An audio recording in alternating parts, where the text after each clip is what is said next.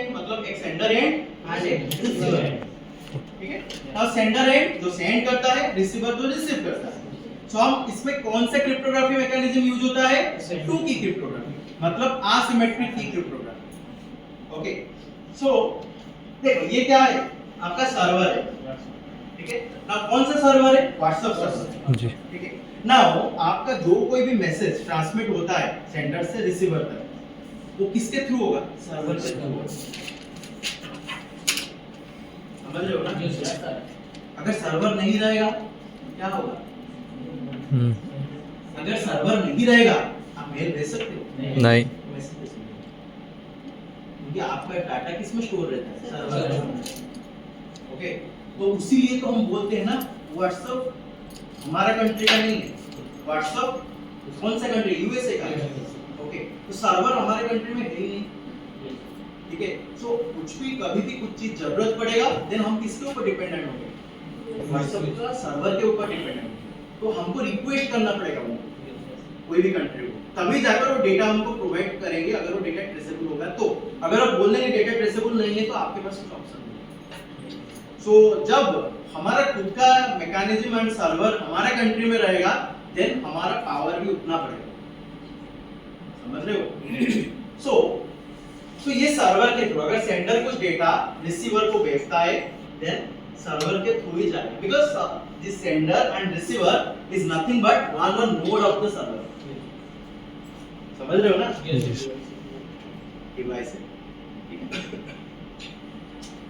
Now इसमें कैसे होता है? नाउ हम उसको एंड टू एंड, देखो एंड टू एंड एन्क्रिप्शन हम बोलते हैं, अल्टीमेटली वो क्या है? एसिमेट्रिक, एसिमेट्रिक की क्रिप्टोग्राफी। ओके, आप कोई भी वीडियो भेजते हो, कोई भी ऑडियो भेजते हो, कोई भी मैसेज भेजते हो, कोई ईमो भेजते हो, all are end to end encrypted. मतलब आप अगर स्माइल भेजे हो ना, तो वो स्माइल भी एन्क्रिप्टेड है, वहां पे जाके खुलेगा स्माइल जिसको आप भेजे हो, देखेंगे पॉइंट। सो कैसे होता है? तो जैसे कि मैं बताया, let's say this is the receiver and this is the sender. Now इसके पास क्या है? दो कीज है, इसके पास भी दो की। एक है इसका पब्लिक की एंड प्राइवेट की, इसका पब्लिक की एंड प्राइवेट। ओके, नाउ एक चीज याद रखना, जब आप व्हाट्सएप इंस्टॉल करते हो अपने मोबाइल के अंदर, देन जब आप इंस्टॉल करते हो उसी टाइम आप अपना नंबर देते हो ना, उसी टाइम आपके डिवाइस के अंदर दो की जनरेट करता है व्हाट्सएप।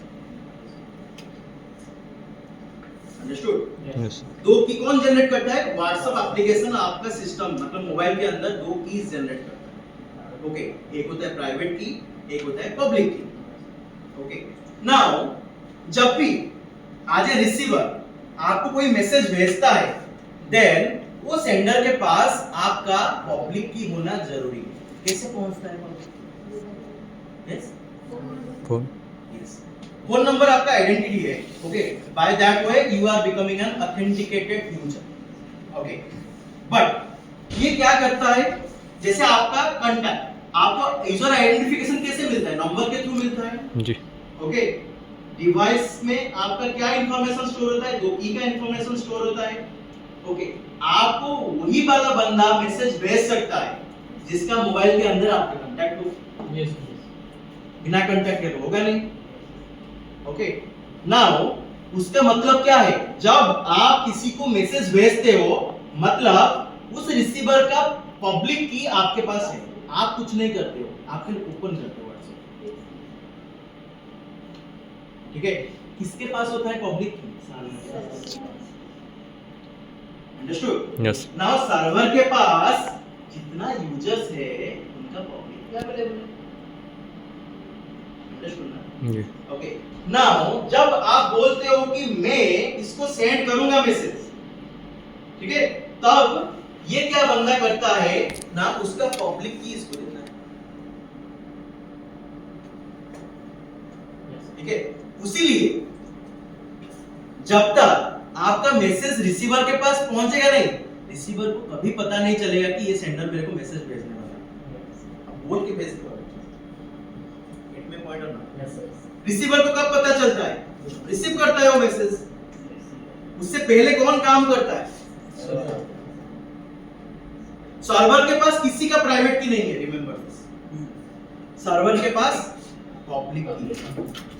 प्राइवेट की कहां पे है?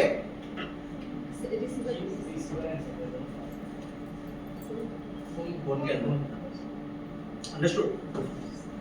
नाउ इसको मिल गया पब्लिक की, ठीक है। अब ये मैसेज भेजा, मैसेज कैसे एनक्रिप्ट हुआ? एंड, कौन से एंड में एनक्रिप्ट हुआ? सेंडर के एंड में एनक्रिप्ट हुआ, ठीक है। एंड वो चीज सर्वर में भेजा गया, ठीक है। सर्वर के पास क्या है? पब्लिक की है। पब्लिक की तो पब्लिकली अवेलेबल है, ठीक है। वो देख लिया कौन सा वाला पब्लिक की है, सो रूट कर दिया उसी पर्टिकुलर यूजर के पास, ठीक है। नाउ वो वाला मैसेज किसके पास पहुंचा? हाँ, बी के पास पहुंचा, ठीक है, जो कि रिसीवर है। उसको बोलते हैं इंटेंडेड रिसीवर, जिसके लिए भेजा गया है मैसेज, ओके। नाउ जब इसके पास वो चीज पहुंचा तो इसके पास क्या है? डिवाइस के अंदर प्राइवेट की है, understood? Now using that private की वो क्या करेगा? मैसेज को ओपन करेगा, स्माइल करेगा, क्योंकि इन्फो भेज देते हैं, अंडरस्टूड? हां, तो ये प्रोसेस बैकग्राउंड में हुआ।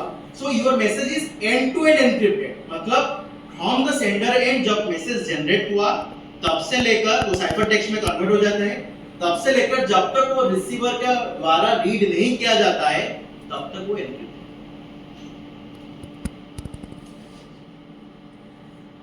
अंडरस्टूड?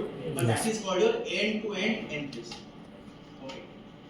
अच्छा, सर्वर में और क्या-क्या चीज करता है वो चीज?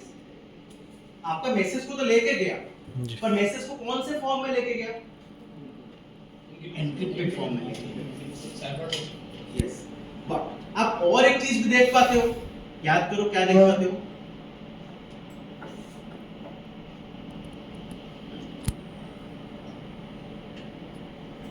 स्टेटस,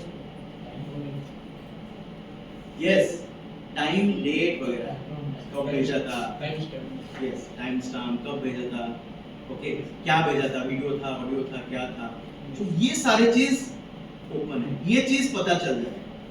पर क्या मैसेज है कभी पता नहीं, वो क्यों पता होता है पता है? एक क्वेश्चन भी एमसीक्यू में आ सकता है, बताया भी नहीं बताया मुझे याद नहीं है।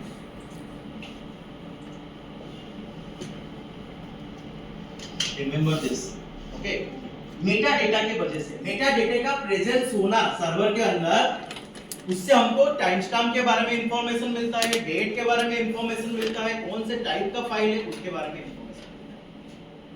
तो अगर आप व्हाट्सएप को पूछोगे या फिर उनका सर्वर से क्वेरी करोगे कि ये टाइम के अंदर ये सेंडर ने ये रिसीवर को क्या भेजा था, तो वो पता चलेगा, समझ रहे हो?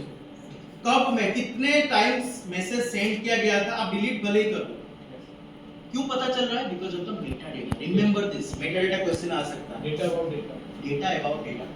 मेटा डेटा मतलब डेटा तो नहीं है, डेटा के डाटा के बारे में इंफॉर्मेशन, ठीक है। जैसे ये मेरा लैपटॉप है, ओके, ये लैपटॉप है, इसमें क्या है मैं नहीं बताऊंगा, पर लैपटॉप डेल का है ये भी पता कर सकते हो आप, ये Core i5 का है ये भी पता कर सकते हो आप, ठीक है। एंड ये कितना इंच का इसका स्क्रीन है ये भी पता कर सकते हो। Now these are called Meta data, okay. Data इसके अंदर सिक्योर है, but meta data is open in the server, not always everywhere. Server के पास रहेगा ना, नहीं तो फिर सर्वर का क्या मतलब है? समझ रहे हो? सो मेटा डेटा आपका डेटाबेस में भी रहता है, सर्वर में क्या रहता है? डेटाबेस ही रहता है, ओके। ना मेटा डेटा भी एक डेटाबेस के थ्रू ही सेव होता है, रिमेंबर दिस। जैसे डेटा को हम एक टेबुलर फॉर्मेट में रखते हैं, अगर वो स्ट्रक्चर डेटा है तो मेटा डेटा को भी हम एक स्ट्रक्चरल फॉर्मेट में डेटाबेस के अंदर रखते हैं, ओके। सो मेटा डेटा डेटा नहीं होता है, डेटा अबाउट द डेटा होता है। For example dictionary, understood? Dictionary क्या है? डिक्शनरी एक कॉमन चीज है, ये भी यूज कर सकते हैं, ये भी यूज कर सकते हैं, ये भी यूज कर सकते हैं। So dictionary is an example of metadata. आप किस चीज को आज ए नाउन चाहते हो, आज ए प्रोनाउन चाहते हो, आज ए एडजेक्टिव चाहते हो, वो आपका रिक्वायरमेंट के ऊपर डिपेंड करता है। पर उसके बारे में जब इंफॉर्मेशन कहीं पे होगा तभी जाकर आप उसको सर्च कर पाओगे ना। तो जहां पे उस डाटा के बारे में इंफॉर्मेशन होगा, that is called Meta data.